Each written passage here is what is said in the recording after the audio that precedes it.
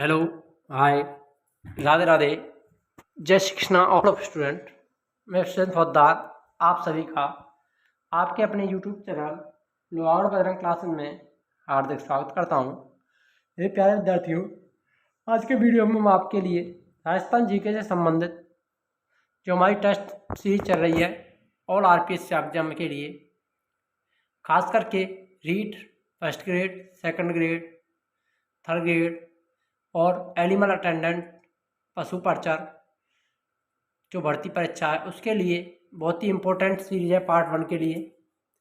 देखिए, इसमें पहला क्वेश्चन आता है आज का, आबू पर्वत पर जैन मंदिर किस शासक के मंत्री द्वारा बनाए गए थे। यही माउंट आबू पर्वत है, उसमें जैन मंदिरों का जो निर्माण किया था वो किस शासक के मंत्री द्वारा, यानी कौन से शासक थे जिनके मंत्री द्वारा बनाए गए थे। चंदेला शासक, सोलंकी शासक, चोल शासक या राष्ट्रकूट।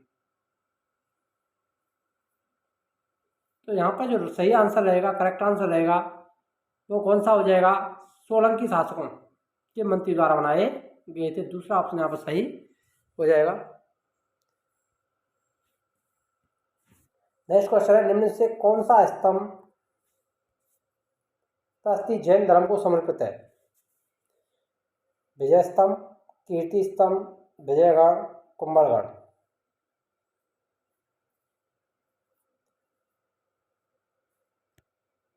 तो कीर्ति स्तंभ प्रति दूसरा वाला ऑप्शन यहाँ पर राइट हो जाएगा, जो कि जैन धर्म को समर्पित है।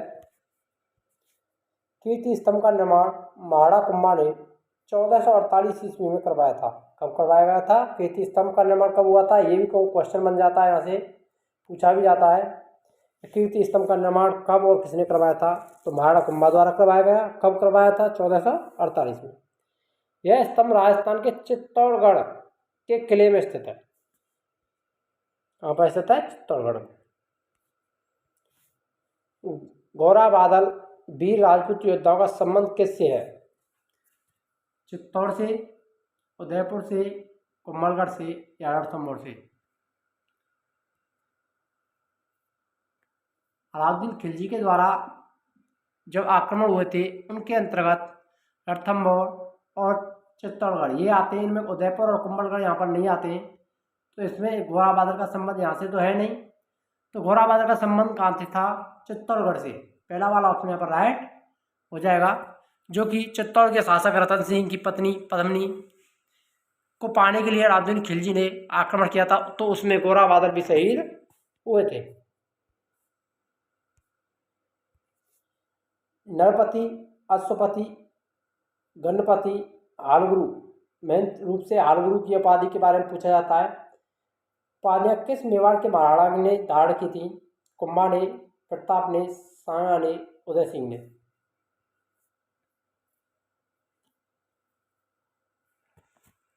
तो किसकी उपाधियां ये जल्दी से जल्दी कमेंट कीजिए मेरे प्यारे विद्यार्थियों।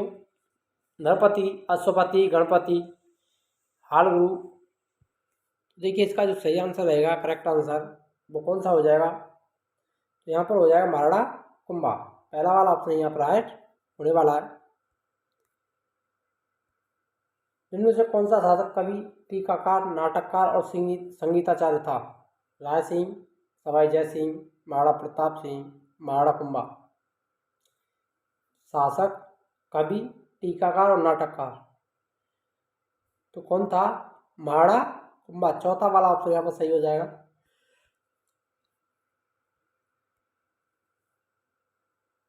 बागेश्वरी के नाम से कौन जानी जाती है? बागेश्वरी किसका नाम था, कौन प्रसिद्ध है इतिहास में? मीराबाई, मांगीबाई, रमाबाई, कृष्णा कुमारी।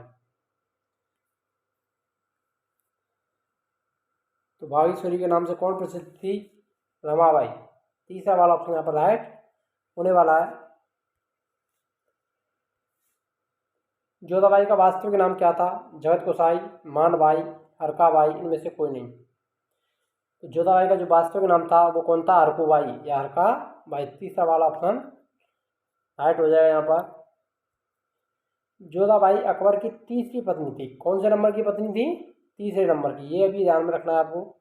मुस्लिम साहित्य में जोधाबाई का नाम मरियम उज़्ज़मानी बेगम मिलता है। ये मुस्लिम साहित्य में जोधाबाई का नाम क्या मिलता है? मरियम उज़्ज़मानी। जोधाबाई आमेर के राजा बहारमल की सबसे बड़ी पुत्री थी। किसकी पुत्री थी? बहारमल की। सम्राट अकबर से उनका विवाह 1562 ईस्वी में हुआ था। कब हुआ था? 1562 में। जोधाबाई अकबर की प्रथम राजपूत पत्नी थी। जोधाबाई अकबर की प्रथम राजपूत पत्नी यानी पहली राजपूत पत्नी थी। वह मुगल सम्राट अकबर के उत्तराधिकारी जहांगीर की माता भी थी। उनकी मृत्यु 1623 ईस्वी में हुई थी। किसने अपने आप को हिंदुस्तान का बादशाह नाडोल में जनवरी 1681 को घोषित किया था। यानी कौन सा स्थान था? नाडोल। जनवरी 1681 में हिंदुस्तान का बादशाह घोषित किया था जहांगीर ने, अकबर ने, शाहजहां ने या औरंगजेब ने?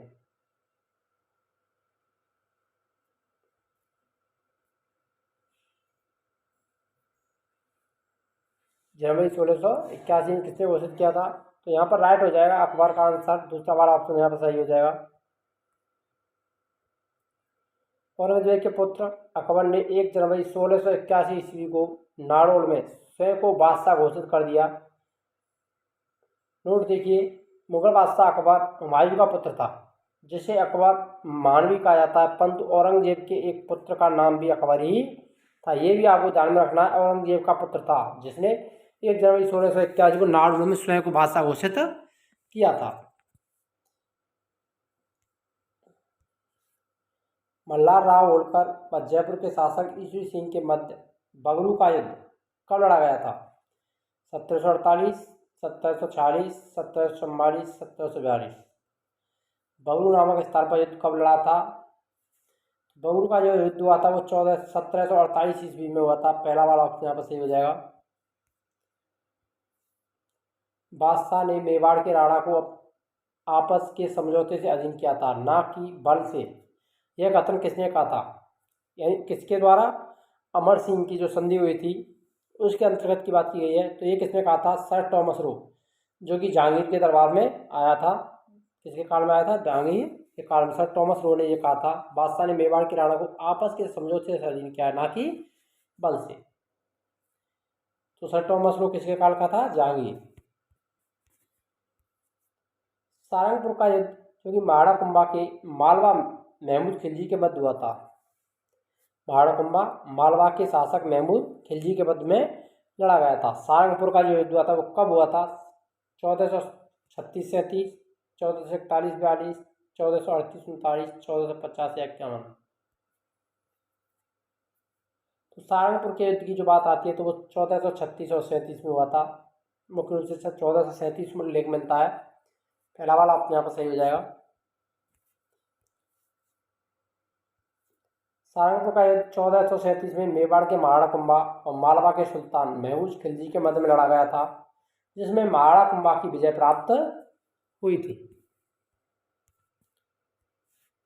राणा अमीर को किस राज्य का उद्धारक माना जाता है? जैसलमेर, जोधपुर, मारवाड़ या मेवाड़? हम्बीरदेव चौहान शासक था जिसको किसका उद्धारक माना जाता है? मेवाड़। चौथा वाला ऑप्शन यहाँ पर सही हो जाएगा। 14 मार्च 1659 में औरंगजेब और दारा शको के मध्य दौराई का युद्ध हुआ था।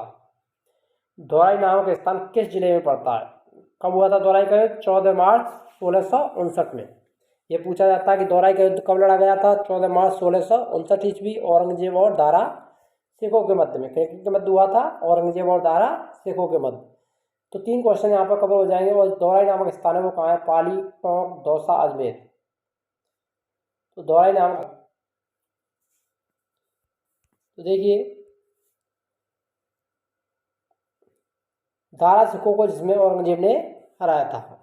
किसकी वजह हुई थी? औरंगजेब की वजह हुई थी। ये क्या एक उत्तराधिकारी युद्ध था जो कि शाहजहां के 4 पुत्रों के मध्य हुआ था।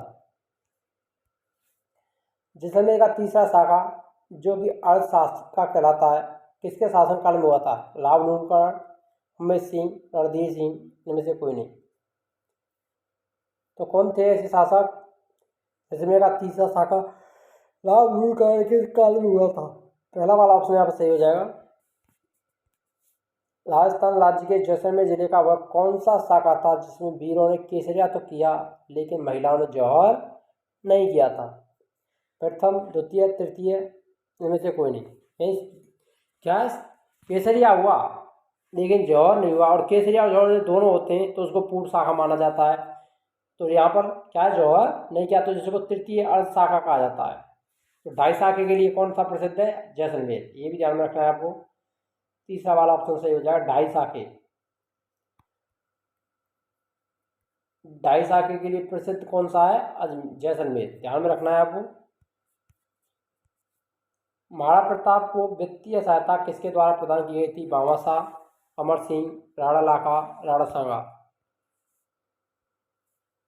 तो भामाशाह ने महाराणा प्रताप को वित्तीय सहायता प्रदान की थी, इन्होंने अपना सब कुछ बेच करके महाराणा प्रताप को दे दिया था। पहला वाला ऑप्शन यहाँ पर राइट हो जाएगा। हाजी खान और राणा उदय सिंह के मध्य हरमाड़ा का युद्ध हुआ था, ये कब लड़ा गया था, हरमाड़ा का युद्ध कब हुआ था ये बताना है यहाँ पर।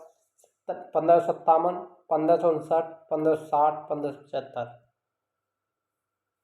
बहुत ही इंपॉर्टेंट क्वेश्चन माना जाता है, ये क्वेश्चन अभी तक पूछा भी नहीं गया है, इसीलिए इसको पूछने की पूरी पूरी संभावना रहेगी एग्जाम में। तो ये हुआ था 1557, यहाँ पर राइट हो जाएगा।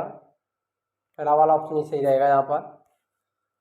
देखिए थोड़ी मिस्टेक हो जाती है, हरमाड़ा का युद्ध 25 जनवरी 1557 में हुआ था, जो कि हाजी खान और राणा उदय सिंह के बीच में हुआ, जिसमें हाजी खान की विजय हुई थी।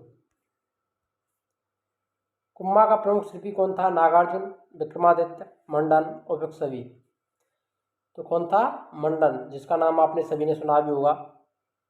कुम्भलगढ़ प्रस्ती, कीर्ति स्तंभ प्रस्ती के रचयिता मंडन को माना जाता है। राणा कुम्भा द्वारा निर्मित 32 दुर्गों में कुम्भलमेरु कुम्भलगढ़ दुर्ग अधिक महत्वपूर्ण माना जाता है। यह दुर्ग अरावली पर्वतमाला में स्थित है।